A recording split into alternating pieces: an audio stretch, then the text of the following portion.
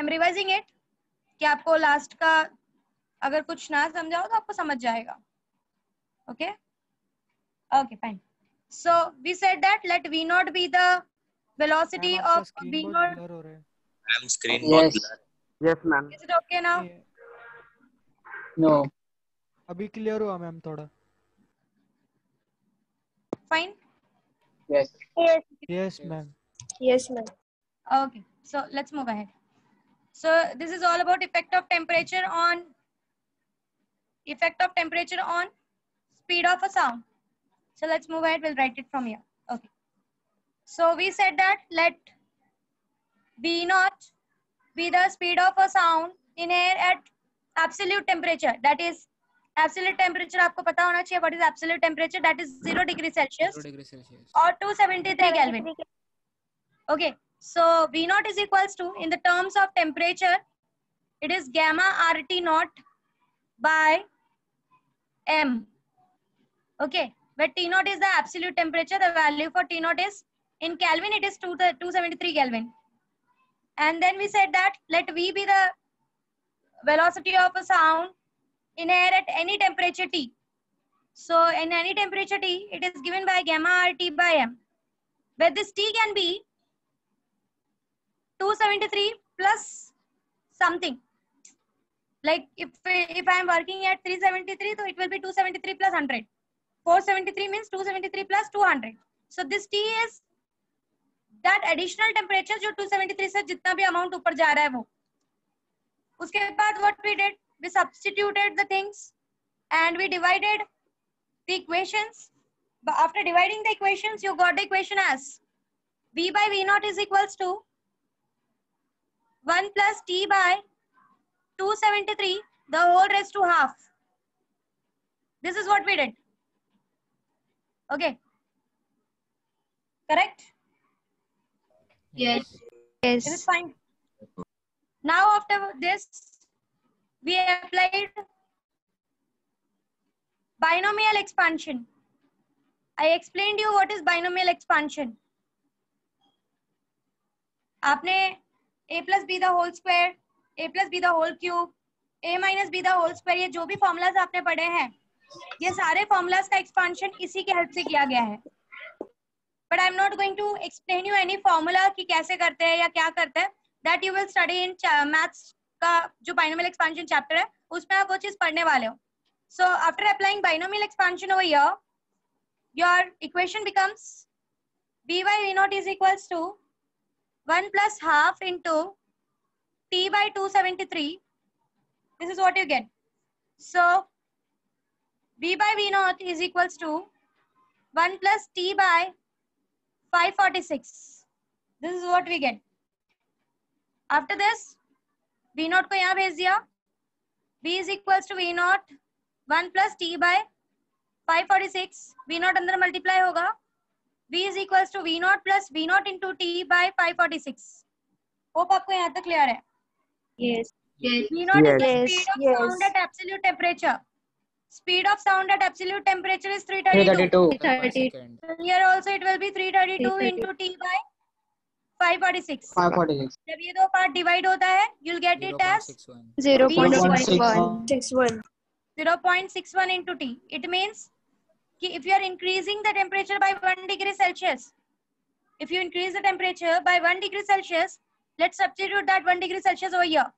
So what you get, V is equals to, when T is equals to 1 degree Celsius, V is equals to 332 plus 0.61. मतलब अगर आप 1 degree Celsius से temperature बढ़ा रहे हो तो आपके साउंड का स्पीड 0.61 वैल्यू से बढ़ता है. 0 डिग्री सेल्सियस पे इतना साउंड का स्पीड होता है.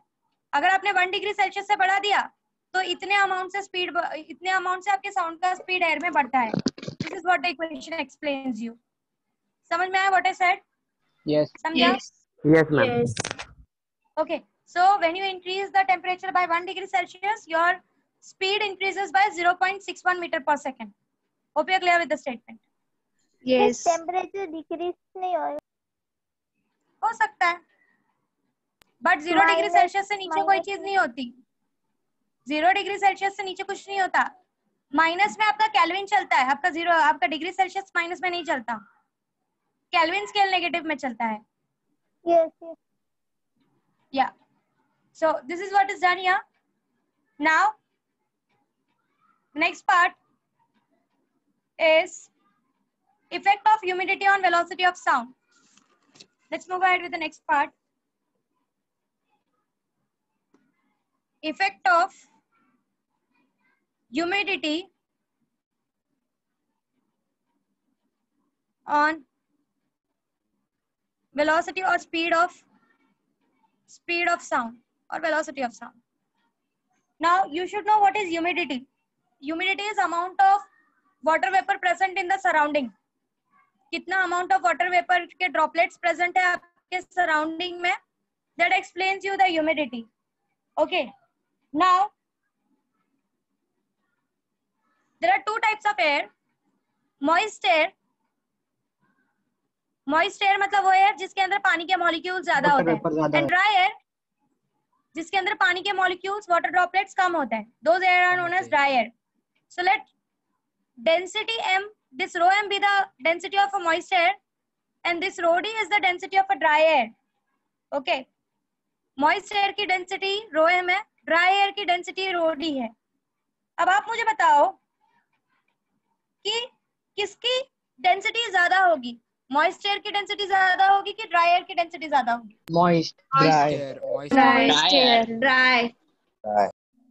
एयर की डेंसिटी ज्यादा होगी. कीप इट इन माइंड, क्योंकि मॉइस्ट एयर है, इसका मतलब एयर के मॉलिक्यूल्स कम है और पानी के मॉलिक्यूल ज्यादा है. सी कीप इट इन माइंड, जब आप डेंसिटी बोलते हो आप किसके रिस्पेक्ट में बात कर रहे हो मैटर करता है. फॉर एग्जाम्पल एक रूम है उसमें 4 लड़कियां हैं 4 लड़के हैं, तो आप बोलते हो लड़कियों की डेंसिटी और लड़कों की डेंसिटी सेम है, बट लड़कियों की अमाउंट ज्यादा है, तो आप बोलते हो कि लड़कियों से ज्यादा डेंस है वो area.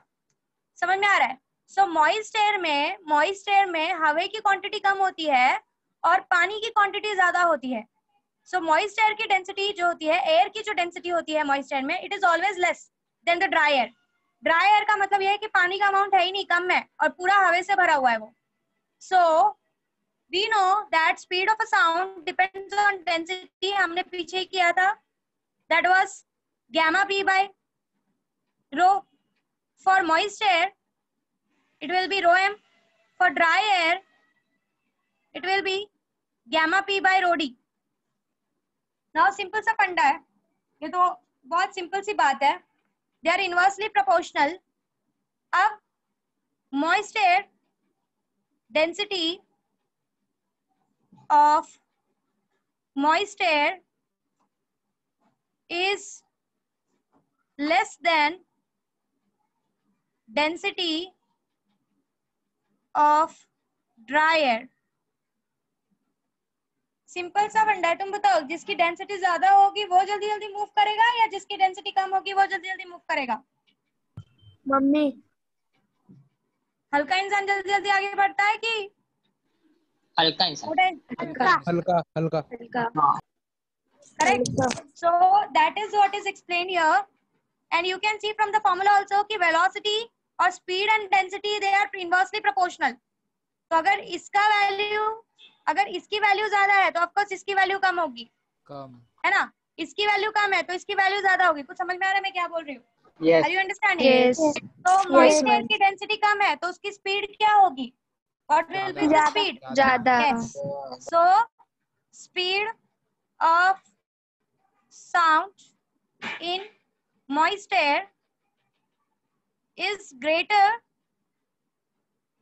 than speed of sound in dry air. Hope you are clear with the concept. समझा आपको क्या हुआ? Yes, ma'am. Yes, ma'am. Moist air की डेंसिटी कम क्यों है वो समझ में आया?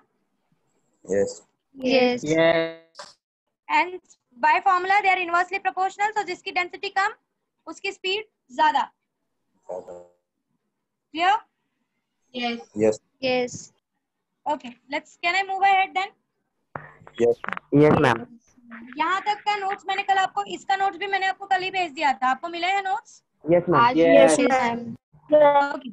So अगर आप चाहते हो तो एक बार यहाँ तक गो थ्रू कर लो. यहाँ तक बहुत ही इंपॉर्टेंट है एंट्रेंस पॉइंट ऑफ व्यू.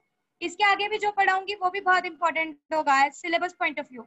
सो फिलहाल यहाँ तक कोई डाउट है क्या तो देख लो, कुछ ऐसा है जो नहीं समझा है तो प्लीज देख लो।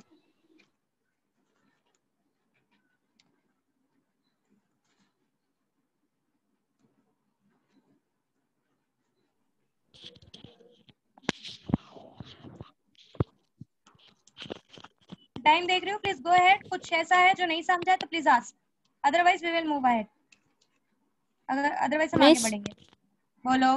हेलो मिस हाँ हाँ, मिस लिस्निंग, बोलो। हाफ मिस 1/रो मीटर जो दिया इधर VM/V_D मतलब उसको रूट में लिख के ना आपने जो भेजा था ना मिस कल PDF उसमें ही है 1/पाई ये रो D। मिस ये कौन क्या सा है कुछ समझ में नहीं आया। कौन सा? मिस वही आगे आगे वाली स्टेप पे जो आपने किया है ना ये इधर कैलकुलेशन V=टू कौन से टॉपिक की बात कर रहे हो आप? पहले वो बताओ, टॉपिक का नाम बताओ आप। मिस ये effect effect of, of humidity humidity क्या हो यही गया इफेक्ट टॉपिक ऑफ है ह्यूमिडिटी में? हमने मिस ये अलग अलग, कुछ नहीं है। This is velocity in moist air, this is velocity in dry air. हमने वेलोसिटी इन मॉइस्ट एयर का फॉर्मूला लिखा है, ड्राई एयर का फॉर्मूला लिखा है, हमने इन दोनों को डिवाइड किया है। We have taken the ratio. उसके बाद हमने ये चीज समझाई है कि मॉइस्ट एयर की डेंसिटी कम होती है, ड्राई एयर की डेंसिटी ज्यादा होती है, और ये दोनों एक दूसरे से इनवर्सली प्रोपोर्शनल है। तो जिसकी डेंसिटी कम होगी उसका स्पीड ज्यादा होगा। That's all. Just I have divided this two. हमने इन दोनों को डिवाइड किया है, तो you got the equation as VM/VD is equals to, VM की जगह पे VM के वैल्यूज आएंगे गैमा P/ρm, और नीचे आएगा गैमा P/ρd। सो ये पार्ट तो कैंसिल हो गया, तो बचा क्या? VM/VD। अब ये ऐसा कुछ आ गया, रो डी 1 बाई by रो। One by row D. तो दिस इज A/B C/D। जब ये मल्टीप्लीकेशन फॉर्म में होता है तो ये ऐसा हो जाता है। ये आपका बेसिक्स है।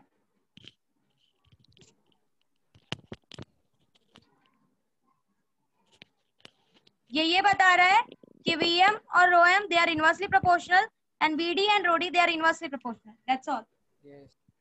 ये सब समझा है सबको? ये यहाँ से ये जो जंप किया है, यस Yes. यस आप किसी को कोई डाउट है? No. नो सारी No. चीजें समझी है अभी तक? कोई प्रॉब्लम नहीं है? Yes. Yes, ma'am. Done. आगे बढ़ू? Yes Ma'am. Okay. So someone is asking, ma'am, high altitude or low altitude? First of all, explain me what is altitude. Height. Height. अब मुझे एक बात बताओ कि जब आप ऊपर ऊपर जाते हो, when you go away from the surface of the earth, what happens to the pressure of the air? कम होता है या ज्यादा होता जाता है? कम होता है। प्रेशर कम होता है। दूसरा कंडीशन एक और है, प्रेशर कम हो या ज्यादा हो, दैट डजंट मैटर। बहुत सी वेलोसिटी ऑफ स्पीड और velocity of sound in air बहुत सारे फैक्टर्स से रिलेट होता है। अभी हमने देखा कि सिर्फ प्रेशर चीज डिफाइन नहीं करती, टेम्परेचर मैटर करता है। अगर टेम्परेचर कांस्टेंट है, टेम्परेचर इज नॉट चेंजिंग, सो आपका प्रेशर चेंज होके भी कोई फायदा नहीं है, आपका speed of sound will remain same. Okay, now humidity कैसी है, दैट आल्सो डिफाइंस दैट कि आपका स्पीड ऑफ साउंड कैसा होगा। So there are many factors which will affect to the speed of sound when you are going from one particular point to another particular point. But if pressure is changing and temperature is constant, so keep it in mind that the speed is going to be constant. Clear? Miss but हम लोग ऊपर ऊपर जाते हैं तो temperature भी decrease होता है ना? ऐसा जरूरी नहीं है। क्यों टेम्परेचर डिक्रीज होगा? टेम्परेचर क्यों डिक्रीज होगा? जरूरी नहीं है ऐसा। It's not always necessary. Hill range में सब जाते हैं तो टेम्परेचर डिक्रीज होता है। हिली एरियाज में जब आप जाते हो तो टेम्परेचर डिक्रीज होता है, ऐसा तो नहीं है हमेशा। It is not correct, that depends on the surrounding, आप कहाँ पर हो। आप कभी हाँ, एक बात है कि हिली एरियाज में जाते हो तो वहां पर मॉइस्ट नेचर होता है। क्यों मॉइस्ट नेचर होता है? क्योंकि वहां पर पहाड़ होता है, तो पहाड़ के आजू बाजू कहीं अगर नदी वगैरह है या पानी का एक्यूमुलेशन है तो वहां पे एवेपोरेशन ज्यादा होता है। एवेपोरेशन ज्यादा होता है तो वहाँ पे बारिश होने के चांसेस हमेशा रहते हैं, एंड उसकी हाइट की वजह से भी बारिश होने के चांसेस होता है, क्योंकि आपको पता होना चाहिए कि रेन जो होता है it is all because of the cloud. जब आप बहुत हाइट पे जाते हो तो क्लाउड और आपके माउंटेन्स के बीच में बहुत ज्यादा डिस्टेंस नहीं होता, सो कभी कभी ऐसा बोलते हैं कि बादल फट गया है, and many more reasons are there. तो it is all because of the humidity. वहाँ पे मॉइस्टनेस की वजह से आपको ठंड फील होता है, वहाँ पे आपको चिपचिपी ठंडी लगती है, नॉर्मल ठंडी नहीं होती वो। And if you are talking about Himachal and all, that is a different area only. वहाँ का तो लोकेशन, वहाँ का तो क्लाइमेट ही अलग है, तो that factor is quite different. Okay, वो ठंड होती है इट इज बिकॉज ऊपर के एरियाज में कहीं कहीं पर ठंड होती है, या नीचे के एरियाज में कहीं कहीं पर ठंड होती है, दैट इज बिकॉज कि आपका लोकेशन क्या है, आपके ऊपर सनलाइट कितना आ रहा है, तो that all are different factors, keep it in mind. Okay, should we move ahead? Yes. Yes. Yes. Discuss with the new topic again, that is principle of superposition of waves. जरा इस चीज को ध्यान से समझना, बहुत इंपॉर्टेंट है।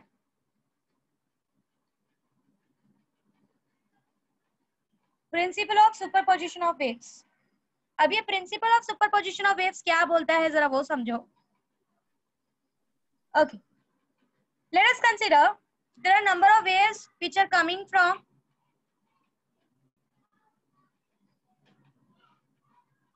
different directions, and ये तीनों के तीनों वेव एक किसी पॉइंट पे, let's say this is y1, this is y2, this is y3, ये तीन वेव्स है y1 y2 y3। Okay, y1 y2 y3 मतलब इसका ये मतलब नहीं है कि ये y1 डिस्प्लेसमेंट है, y2 डिस्प्लेसमेंट है, y3, ऐसा नहीं बोल रही हूँ मैं। मैंने सिंपली एक बोला है कि एक वेव y1 है, y2 है, y3 है। ये तीन वेव्स है, ये तीनों वेव्स किसी एक पॉइंट पे साथ में पहुंच रहे हैं, they are meeting at a particular point, they are superimposing on each other. Please point this word, these three waves are superimposing on each other, मतलब ये एक दूसरे को एक ही पॉइंट पे आकर मीट करने वाले हैं। they are going to reach at a certain point simultaneously, सारे के सारे एक साथ आके एक पॉइंट पे मीट होने वाले हैं। now what is this superposition principle explains that when two or more than two waves arrive at a point, जब दो या दो से ज्यादा waves किसी एक पॉइंट पे अराइव करते हैं simultaneously, एक साथ। ओके, इस वेव ने y1, इस वेव का y2, इस वेव का y3। ओके, ईच वेव, जो हर एक वेव है वो दूसरे वेव के साथ एड अप होगा। फॉर एग्जांपल, इस वेव ने y1 डिस्प्लेसमेंट किया है, इस वेव ने y2 डिस्प्लेसमेंट किया है, इस वेव ने y3 डिस्प्लेसमेंट किया है। Okay, so when they will arrive at this particular point, वो ऐसे बिहेव करेंगे, ये तीनों वेव ऐसे बिहेव करेंगे सच दैट इस वेव को फर्क नहीं पड़ता कि यहाँ पर कोई वेव प्रेजेंट है, इस वेव को फर्क नहीं पड़ता कि यहाँ पर कोई वेव प्रेजेंट है, ये तीनों इंडिपेंडेंटली एक दूसरे को आके मीट करेंगे, और जो रिजल्टेंट वेव निकलेगी, द रिजल्टेंट वेव जो होगी इस पर्टिकुलर पॉइंट पे, that resultant wave will be equal to vector sum of all the displacement of a particle. मतलब जो आपका रिजल्टेंट वेव होगा वो वेक्टर सम होगा, वेक्टर सम क्यों वो बाद में बताती हूँ। It will be sum of all the displacements of a particle of that wave. For example, again वापस समझा रही हूँ, what does this superposition principle explains, फिर से समझो। सुपरपोजिशन प्रिंसिपल ये बताता है कि जब दो से ज्यादा या दो वेव्स किसी एक पॉइंट पर साइमल्टेनियसली आकर मीट करती है, तो वहां पर जो रिजल्टेंट वेव बनेगा, जो भी रिजल्टेंट वेव होगा, उसका डिस्प्लेसमेंट, उस रिजल्टेंट वेव का डिस्प्लेसमेंट सिंपली एडिशन होगा इस वेव के डिस्प्लेसमेंट प्लस इस वेव के डिस्प्लेसमेंट प्लस इस वेव के डिस्प्लेसमेंट का। एंड ये ऐसे बिहेव करेंगे सच दैट ये वेव को कोई फर्क नहीं पड़ता कि ये वेव प्रेजेंट है, ये वेव को कोई फर्क नहीं पड़ता कि ये वेव प्रेजेंट है, तीनों वेव का डिस्प्लेसमेंट सिंपली वेक्टर एडिशन के हिसाब से ऐड हो जाएगा। समझ में आया व्हाट है सर? समझा सुपरपोजिशन प्रिंसिपल क्या बोलता है? कुछ समझ में आया? Yes. Yes. So y1 is the displacement of first wave, y2 is the displacement of second wave, y3 is the displacement of third wave. तीनों एक पॉइंट पे मीट हुए, तीनों एक पॉइंट पे मीट हुए, तो यहाँ पर जो रिजल्टेंट वेव बनेगा, the resultant wave which will be formed here, that resultant wave will simply have a displacement which will be equal to addition of the displacement of these three waves, and they all will behave such that they are independent from each other. ये सब independent है, इसका displacement इसको disturb नहीं करेगा, इसका displacement इसको disturb नहीं करेगा. Simply resultant will be addition of these three का displacement. समझा? समझा मैं क्या बोली? Are you clear? Yes. Yes. Ma'am. Now, Yes. मैंने बीच में एक टर्म यूज किया, वेक्टर सम. वेक्टर, अब ये वेक्टर वर्ड सुन के आपको डायरेक्शन सीधा दिमाग में आना चाहिए. इतना तो पढ़ लिया कि वेक्टर बोलते हैं, डायरेक्शन दिमाग में आना चाहिए. Yes. तो एक बात हमेशा याद रखनी है कि ये वेव का डायरेक्शन बहुत मैटर करता है, कि तीनों के तीनों एक ही डायरेक्शन से आ रही है, कोई एक अलग डायरेक्शन से आ रही है. So while adding this, you have to keep it in mind that you have to observe the direction also. So direction matters a lot here. So that there is not a normal addition, there is a vector sum of this displacements. So we need to keep the direction in mind, that if two waves are coming from opposite direction, there is a possibility that we can write it. For example, let's take two waves. This is one wave, this is another wave, and they are meeting at this point simultaneously, but they are coming from opposite direction. So resultant can be y1, y is equals to y1 minus y2.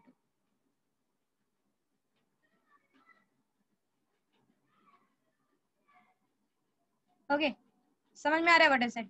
So direction matters a lot. Keep it in mind. So superposition, ये just आपको एक explain करने के लिए था. Actually में जब आप आगे जाके पढ़ोगे तब आपको समझेगा कि exactly opposite direction से आने वाली waves का क्या होता है. So this I'm not taking into consideration, just एक समझाने के लिए था कि vector sum का मतलब क्या है, कि you have to keep the direction in your mind. आप डायरेक्टली नॉर्मली आप ऐसे ही जाके ऐड नहीं कर सकते, आपको उसका डायरेक्शन देखना पड़ेगा. You need to see the directions. Okay, so this is what superposition principle states, that when two or more waves traveling through a medium arrive at a point simultaneously, जब एक साथ सारे दो या दो से ज्यादा वेव जब किसी एक पॉइंट पर एक साथ जाकर मीट करती है, हर एक वेव अपना खुद का डिस्प्लेसमेंट क्रिएट करती है, और जो रिजल्टेंट वेव वहां पर होगी, वो रिजल्टेंट वेव जो भी बनेगी उन तीनों के या उन दोनों के मीट होने के बाद, उस रिजल्टेंट वेव के पास जो डिस्प्लेसमेंट होगा वो वेक्टर एडिशन होगा, इन तीनों वेक्टर सम होगा इन तीनों के डिस्प्लेसमेंट का. और ये इस तरीके से होगा कि पहली वेव का डिस्प्लेसमेंट दूसरी वेव को अफेक्ट नहीं करेगा, दूसरी वेव का डिस्प्लेसमेंट तीसरी वेव को अफेक्ट नहीं करेगा, and three of them will be independent of each other. तीनों के तीनों अपना खुद का डिस्प्लेसमेंट क्रिएट करेंगी. They will be not disturbing other waves. Hope you are understanding what I am trying to say. समझा मैंने क्या कहा? ट्रांसवर्स वेव ही रहेगा ना, ट्रांसवर्स वेव या लॉन्जिट्यूडनल. या any of them, any of them, Yes. any of them. Direction will be given by us, of course. Direction will be given by your books. I cap. I cap, J cap. They will give you with the help of vectors. They will give you with the help of vectors, or they can say that one wave is coming from this direction, another wave is coming from this direction, or they can say there are many more factors जिसके help से वो direction define करता है. There are many more ways in which you can. Yes. क्या हुआ? Right hand thumb rule है ना? No, it's not right hand thumb rule. No, I am not coming to the right hand thumb rule. यहाँ पे right hand thumb rule, left hand thumb rule कोई काम करने वाली चीज नहीं है. Don't involve anything anywhere. कहीं पे भी कुछ भी involve मत करो. Did I said anywhere it is right hand thumb rule? I just said you कि जब दो या दो से ज्यादा वेव एक पॉइंट पर मीट होती है, वो जो भी रिजल्ट जो वहां पे रिजल्टेंट वेव होता है वो सिंपली इन तीनों वेव के डिस्प्लेसमेंट का एडिशन होता है. That's all. This is what I said. अगर लॉन्जिट्यूडनल बट ये वेव एडिशन नॉर्मल एडिशन नहीं होता है, it's a vector sum. Means longitudinal wave और ट्रांसवर्स वेव एक साथ आएंगे तो रिजल्टेंट वेव क्या निकलेगा? फर्क नहीं पड़ता। ऐसे बहुत सी जगह है जहाँ पर ट्रांसवर्स वेव और लॉन्जिट्यूडिनल वेव एक साथ ट्रैवल करते हैं। Not a big deal. There are many places even in your surrounding there is a transverse wave and longitudinal. When I'm speaking to you, light is there in the surrounding. Doesn't matter. They'll not involve each other. बहुत effect create नहीं करते वो लोग एक दूसरे पे। Ma'am wave vector है कि scalar quantity? See, wave is a vector or scalar, ये आप कैसे define करते हो? First of all, how you define what is vector or scalar? Vector law object How you define what is vector or what is scalar? किस basis पर define करते हो? Magnitude and vector law Wave is an energy. Direction Listen. Wave is an energy. Wave जो है it's an energy. That's all. Wave is in disturbance. अब आप define कर लो what is energy? Scalar or vector? Scalar That's all. Scalar. That's all. ये सारे directions but का जो wave को फंडा आप डायरेक्शन भी है ना। लिसन ये जो डायरेक्शन का फंडा आप लेकर आ रहे हो, आप खुद एक्सप्लेन कर रहे हो ये बात। और एक बात समझो कि सिर्फ स्केलर वेक्टर चीजें नहीं है इस दुनिया में समझाने के लिए, there are many more factors जो चीजों को समझाती है। आपने वेव्स के बारे में कुछ पढ़ा नहीं, वेव्स के बारे में रियलिटी में आप क्वांटम मैकेनिक्स में पढ़ते हो। अभी आप मैकेनिकली वेव को आप एक मैकेनिक फिनोमिना समझ रहे हो कि okay, but in reality wave is not a mechanical phenomena जिसको आप स्केलर वेक्टर या इन चीजों से डिफाइन करो। वेव इज समथिंग जिसको पढ़ने के लिए, जिसको समझने के लिए आपको क्वांटम मैकेनिक्स के हिसाब से पढ़ना पड़ेगा। अगर आप वेव को अच्छे से समझना चाहते हो तो ये सब्जेक्ट्स आपको वेव नहीं समझा सकते। वेव की एक्सप्लेनेशन आपको क्वांटम मैकेनिक्स देती है and you are not to that factor. आप अभी तक उस लेवल तक पहुंचे ही नहीं हो। आपको कोई नहीं क्वेश्चन पूछेगा कि what is wave, wave is a scalar और अ वेक्टर क्वांटिटी, कोई नहीं पूछेगा। आगे जाके अभी बहुत सी चीजें पढ़नी बाकी है अगर आप फिजिक्स के साथ आगे बढ़ रहे हो तो। वेव का अच्छा एक्सप्लेनेशन और वेव का रियल स्टडी ये सब सब्जेक्ट्स में नहीं होता। वेव का रियल स्टडीज क्वांटम मैकेनिक्स में होता है। वहां पर आप वेव के बारे में पढ़ते हो कि वेव क्या है, व्हाट इज वेव, इसका एक्सप्लेनेशन आपको क्वांटम मैकेनिक्स देता है। अभी तो आप मैकेनिकली पढ़ रहे हो, आपने अभी स्टेप पैर रखा है फिर साइंस में, अभी आपको कुछ नहीं पता है। सो अभी आप सिर्फ वो पढ़ रहे हो जो आप फील कर सकते हो, या ठीक है जिसके बारे में मैं आपको बता सकती हूँ। अगर मैं क्वांटम मैकेनिकली आपको वेव के बारे में समझाने जाऊंगी आप पागल हो जाओगे और मैं भी पागल हो जाऊंगी आपको बताने में, क्योंकि आपको कुछ नहीं समझेगा। सो फिलहाल डोंट थिंक लाइक दैट कि whether it is a scalar quantity or a vector quantity, keep it in mind it is a form of energy। And जो डायरेक्शंस हम डिफाइन कर रहे हैं वो डायरेक्शंस हमारे दिए हुए हैं। That directions is given by us. कि मैं बोल रही हूँ wave is moving in positive direction, wave is moving in negative direction, ये मेरा एक्सप्लेनेशन है, this is my explanation. Okay, so don't consider that in that particular point.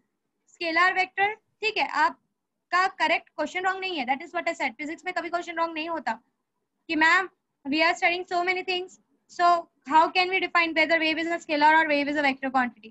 Wave अगर आप उसको define करोगे as a quantity so that is totally a different phenomena, वो पूरा एक अलग ही दुनिया में जाता है। वेव को नॉर्मल वेक्टर्स से रिप्रेजेंट नहीं किया जाता या वेव को नॉर्मल इक्वेशन से रिप्रेजेंट नहीं किया जाता। वेव को रिप्रेजेंट करने के बहुत अलग अलग तरीके हैं।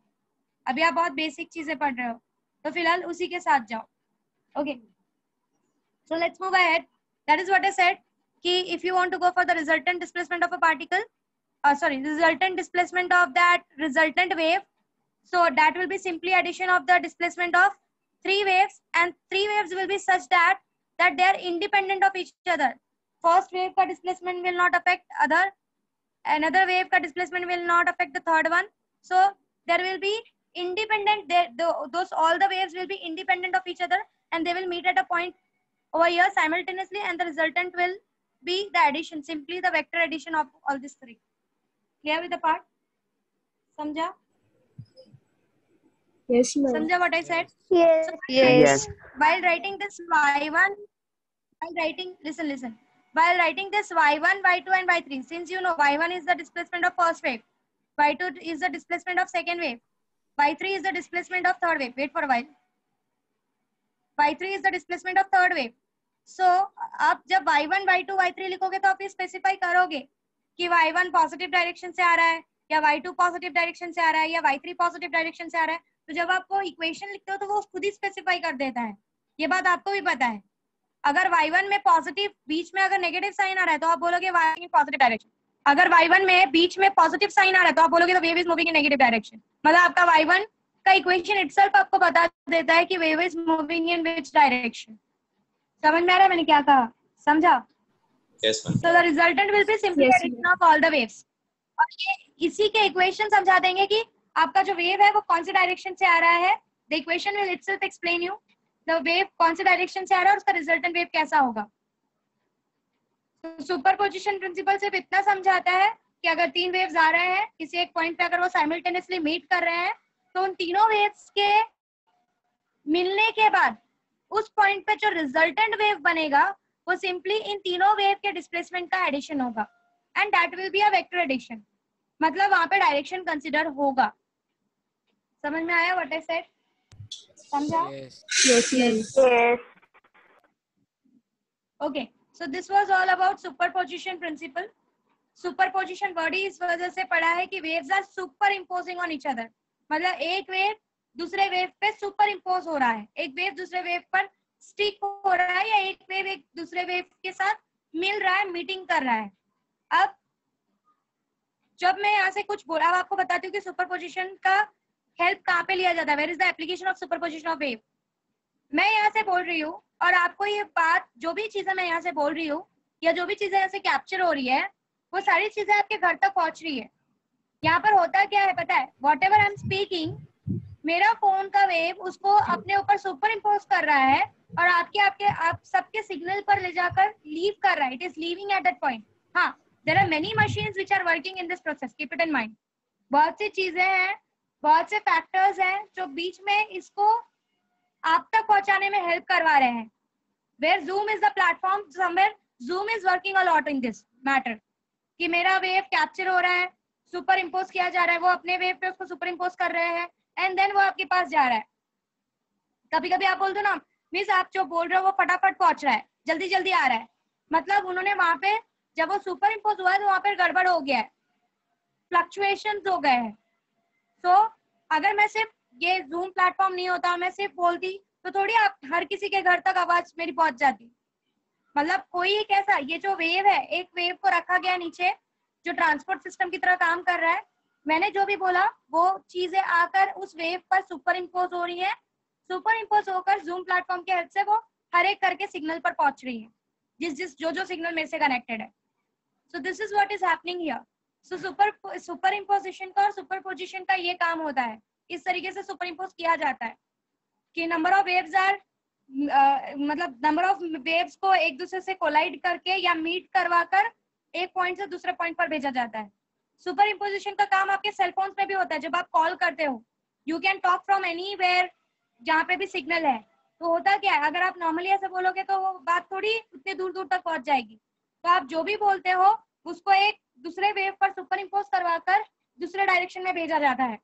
This is all what is done. So this is the application of superimposition. That waves are superimposed on each other. They are collide नहीं बोल सकती. They are they are mixed with each other and they are sent to different parts. So superimposition word is quite perfect. कुछ समझ रहे हैं मैंने क्या कहा? What is the application of superposition of waves? समझा? Yes. Yes, ma'am. So this is what is the part about superposition. सबको समझा? ये डिस्प्लेसमेंट वाला term, resultant displacement will be addition of displacement of the three and they all will be independent of each other. Okay, let's move to the next. एको, इसके बारे में आपने पढ़ा है 9th स्टैंडर्ड में। Yes. What is echo? Echo is just a reflection of your original sound from some rigid surface. जब कोई rigid surface है, आपका sound reflect back होकर आपको सुनाई देता है, you say that there is a production of echo in the surrounding. Okay, now this is also you have studied that at 22 degree Celsius, 22 degree Celsius पे आपका जो स्पीड होता है साउंड का वो 344 मीटर पर सेकेंड होता है। ओके, नाउ दूसरी बात ये है कि अगर आपको प्रॉपरली एको सुनना है, if you want to listen the echo properly, so आपका जो भी एको प्रोड्यूस हो रहा है वो 0.1 सेकेंड के इंटरवल में होना चाहिए, मतलब 0.1 सेकेंड के बाद आप तक आना चाहिए। क्यों? क्योंकि ब्रेन की, आपकी जो ब्रेन की कैपेसिटी है किसी भी साउंड को अपने दिमाग में रखने की कैपेसिटी जो आपकी ब्रेन की है वो 0.1 सेकेंड की है। अगर कोई चीज 0.1 सेकेंड के विद इन ही बोल रही है, मतलब इतना फास्ट हो गया कि 0.1 सेकेंड के इंटरवल से कम में ही आपके पास वो बार बार पहुंच रहा है, तो आपको दोनों साउंड्स के बीच का डिफरेंस ही नहीं समझेगा। आपके साथ ये इल्यूशन, ऑप्टिकल इल्यूशन में भी होता है। आप कोई पिक्चर देखते हो, आपको ऐसा लगता है कि that picture is moving. Same आपके फैन के साथ होता है, ब्लेड्स 3 ब्लेड्स है, बट जब वो मूव होता है तो आपको ऐसा कंटिन्यूअस दिख रहा है। क्यों? क्योंकि आपकी आईज एक पर्टिकुलर लिमिट में ही उन चीजों को देख सकती है। अगर उन इंटरवल से कम इंटरवल में अगर वो चीज हुई तो आपको ऐसा लगता है कि वो चीजें कंटिन्यूअस हो रही है। कुछ समझ रहे हैं मैंने क्या कहा? समझा व्हाट आई एम सेइंग? तो अगर आपको एक डिस्टिंक्ट इको सुनाई देना चाहिए, एक डिस्टिंक्ट इको अगर आपके कान पे चाहिए कि दोनों साउंड आपको अलग अलग सुनाई दे, तो एटलीस्ट 0.1 सेकेंड से ज्यादा टाइम उसको लेना चाहिए इको को रिफ्लेक्ट होने के लिए। अगर इससे कम लगा तो आपको ऐसा लगेगा कि जो पहले पुराना वाला था वही नया वाला है। आपको दोनों के बीच में डिफरेंस, रिफ्लेक्शन और रियल साउंड के बीच में डिफरेंस क्रिएट नहीं होगा, क्योंकि आपके ब्रेन के पास 0.1 सेकेंड की कैपेसिटी होती है पुराने वाले चीज को अपने अंदर रखने की। पुराना वाला निकला ही नहीं, उससे पहले नया वाला आ गया, तो आपको समझेगा ही नहीं दोनों के बीच में difference. So this is what is the part, this is what is the condition for an echo production. And of course आपने ये भी चीज पढ़ी है कि 2 माउंटेन्स है, उनके बीच में कुछ लाइक हर जगह एको प्रोड्यूस नहीं हो सकता। एको का जो प्रोडक्शन होता है, फॉर एग्जांपल अगर आप माथेरान वगैरह में गए हो तो वहां पे आप ये चीज एक्सपीरियंस कर सकते हो कि every point is not an echo point. Her point echo point नहीं होता।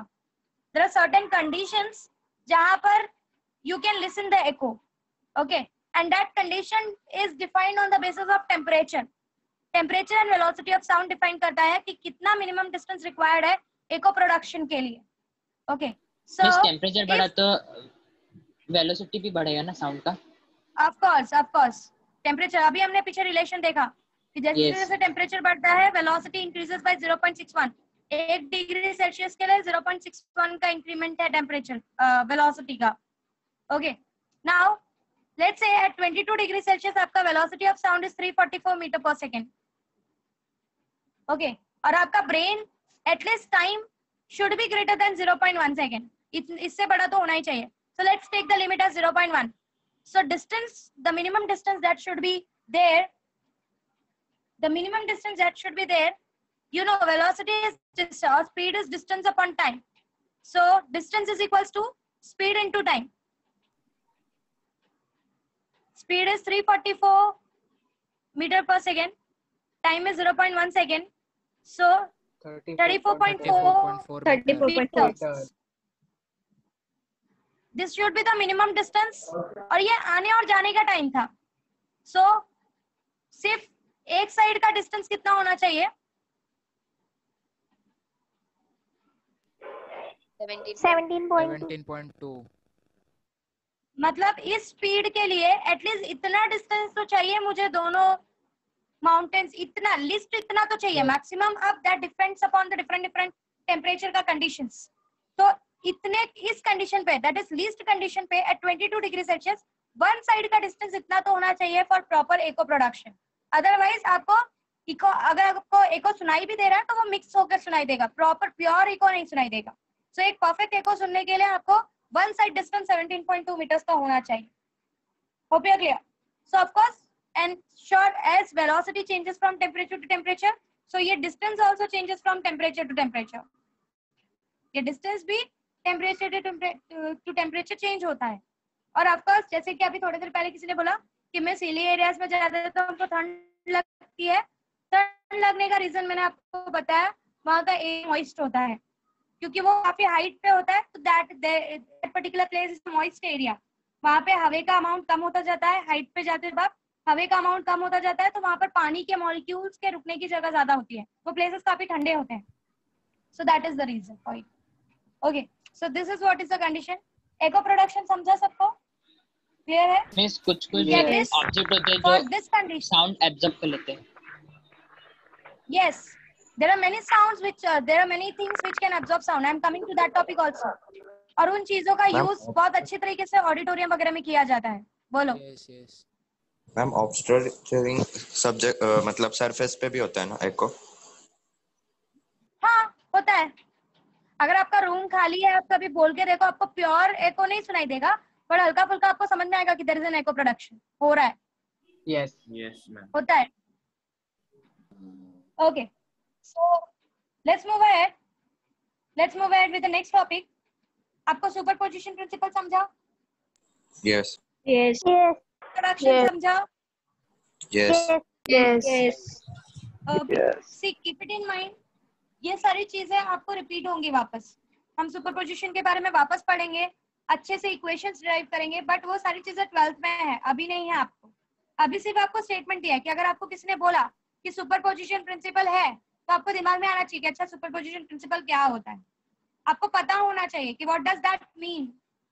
हालांकि ये सारी चीजें आपके अभी के लेवल के लिए ठीक नहीं है, बट इसीलिए उन्होंने बेसिक्स इंट्रोड्यूस किया है आपको. एटलीस्ट मैंने अगर किसी ने पर्सन ने आके बोला कि do you know about superposition, यहाँ पे सुपरपोजिशन हो रहा है, तो आपके दिमाग में सीधा एक आंसर आना चाहिए, अच्छा ये दो इतने सारे वेव्स एक दूसरे को एक पॉइंट पे मीट करके कोई एक रिजल्टेंट वेव बना रहे हैं. तो ये एक्सप्लेनेशन आपके दिमाग में तुरंत आना चाहिए. एको प्रोडक्शन के लिए आपको ये बात पता होनी चाहिए कि एको प्रोडक्शन टेम्परेचर पे डिपेंड करता है. क्यों? क्योंकि स्पीड टेम्परेचर पे डिपेंड करता है और मिनिमम टाइम 0.1 सेकंड से ऊपर तो होना ही चाहिए. अगर उससे कम में साउंड रिफ्लेक्ट बैक हो रहा है तो मेरा ब्रेन डिस्टिंग्विश नहीं कर सकता, क्योंकि मेरा ब्रेन 0.1 सेकंड तक को तो पुराने वाले साउंड को ही रखता है. अगर उसी बीच में नया वाला आ गया तो मेरे ब्रेन को पता नहीं चलेगा कि पुराना कौन सा नया कौन सा है. I can not distinguish between the two sounds. तो मुझे लगेगा कंटिन्यूअस ही हो रहा है, मुझे नहीं समझेगा रिफ्लेक्शन हुआ कि नहीं हुआ. Miss. So this should be the conditions you should know. बोलो, किसी को कोई डाउट है? सर टॉपिक्स क्लियर है? आगे बढ़ूं? Yes. Yes ma'am. Okay, let's move ahead with the next topic, reverberation. आगे बढ़ते हैं. इसके बारे में भी आपने बहुत अच्छे से पढ़ा हुआ है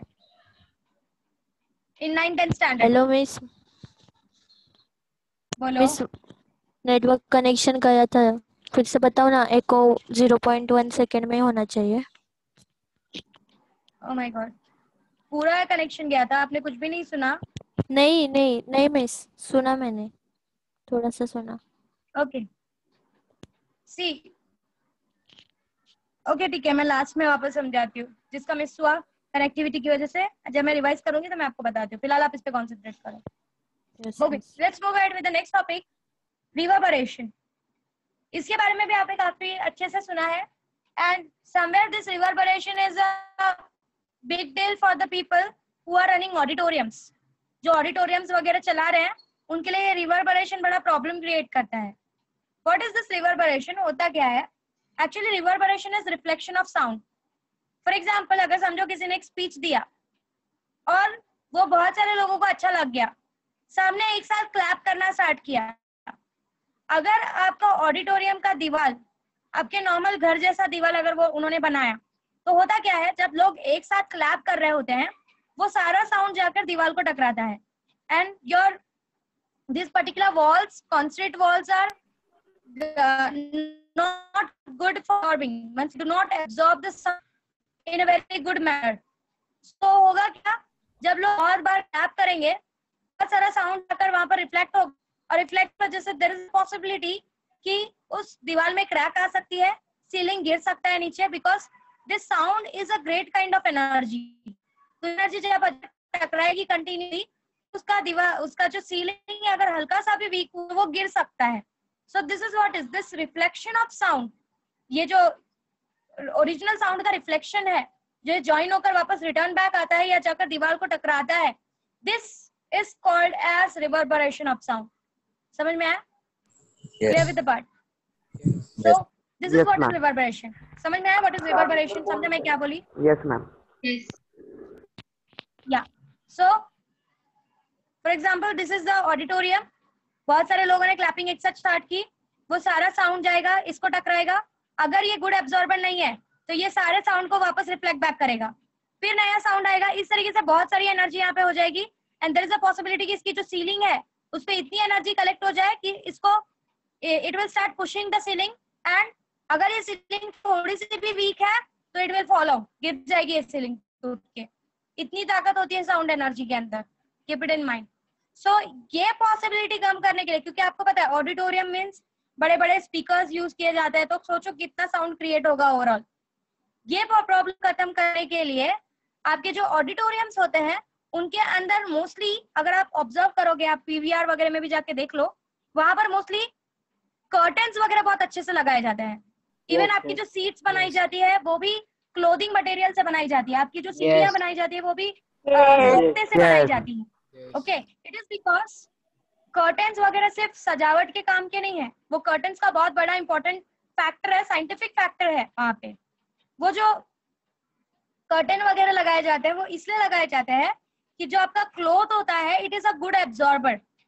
तो जब ये साउंड जब जाकर इनसे टक, इवन जो उनके दीवार है वो भी नॉर्मल दीवार है, काल भी से बनाते हैं। आपका जो hope you understand, don't know in English word में उसको क्या बोलते हैं, मुझे आइडिया नहीं है। मोस्टली उन चीजों से उनके वॉल्स को बनाया जाता है। Okay, and what is the reason behind it, what is the scientific reason behind it is, ये जो ऐसे दीवार होते हैं ये क्या करते हैं, जो भी साउंड इनके अंदर जाकर इन पर जाकर टकराता है उसका 90% ये साउंड को एब्जॉर्ब करते हुए जाते हैं, दे एब्जॉर्ब द साउंड। इसीलिए आपका ऑडिटोरियम्स हो गया, पीवीआर्स हो गए, इनके जो दीवार वगैरह होते हैं वो नॉर्मली कॉन्क्रीट दीवार नहीं होते, या आपके ऐसे ब्रिक वगैरह से बनाए हुए दीवार नहीं होते, ये नॉर्मली अलग मटेरियल से बनाए हुए दीवार होते हैं जिसमें जो साउंड को एब्जॉर्ब करने की ताकत रखते हैं। So reverberation is avoided by using such walls which can absorb the sound energy, जो sound energy को absorb कर ले।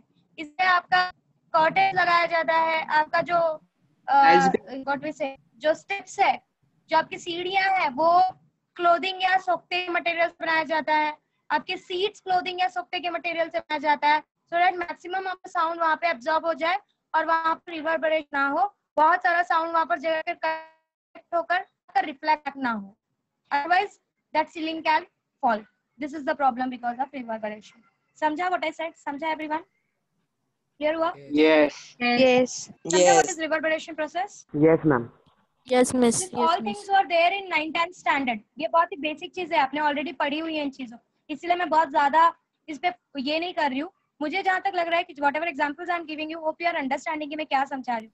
अगर कोई वर्नाकुलर मीडियम से अगर कुछ नहीं समझा है तो please ask, I am giving you time. कोई वर्नाकुलर मीडियम से है या कोई अलग मीडियम से तो प्लीज पूछ सकते हो अगर कुछ नहीं समझा है तो। Okay, let's move ahead with next part, that is acoustic. अब ये क्या है, एकॉस्टिक डिपार्टमेंट जो होता है, ये डिपार्टमेंट साउंड के प्रोडक्शन, ट्रांसमिशन, रिफ्लेक्शन, रिसेप्शन, इन सब चीजों के बारे में डिस्कस करता है, चीजों के बारे में पढ़ाई करता है। The branch of physics that deals with the reflection of sound, transmission of sound, production of sound, ये सारी चीजों पे जो इन सारी चीजों की जो पढ़ाई करता है उसको हम एकॉस्टिक डिपार्टमेंट बोलते हैं। Okay, so it is a branch of physics which deals with the sound, that's all. आपका जब ऑडिटोरियम्स वगैरह बनता है तो एकॉस्टिक डिपार्टमेंट वाले आकर उस ऑडिटोरियम को चेक करते हैं, उस पर साइन मारते हैं कि टिकट बराबर है या नहीं।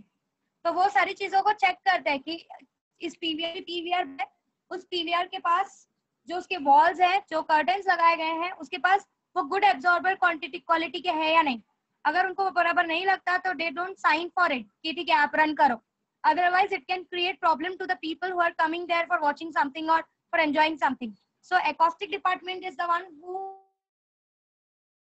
manages all this thing। करना है तो आप acoustic department का साइन लेना पड़ेगा, उनके पर्सन आके, उनके पीपल आके चेक करेंगे कि आपने जो बनाए हैं they are made from good absorbers or no। So it is a branch of physics which deals with the study of production, transmission, reflection and receptions of sound। Clear with the part? समझा?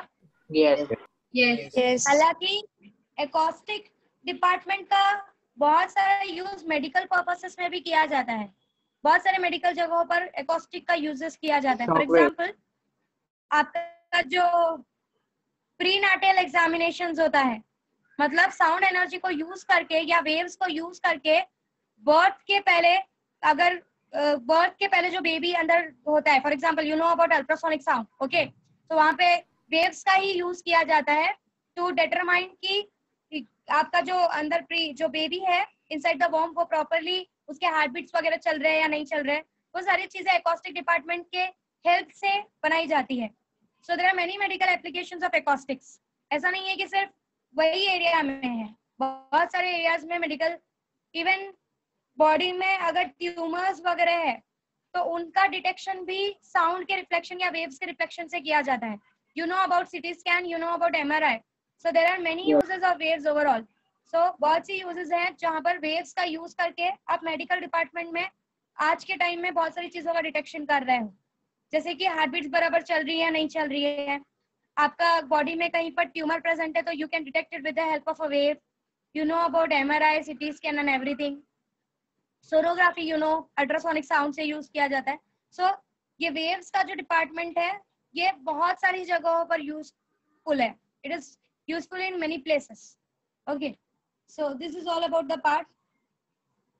यहाँ तक किसी को कुछ doubt है तो please ask, otherwise we will stop. Next lecture में will continue with the chapter. Next lecture will be the last lecture, क्योंकि मुझे जो नेक्स्ट पढ़ाना है वो थोड़ा डीप में पढ़ाना है। बोलो मिस वो अब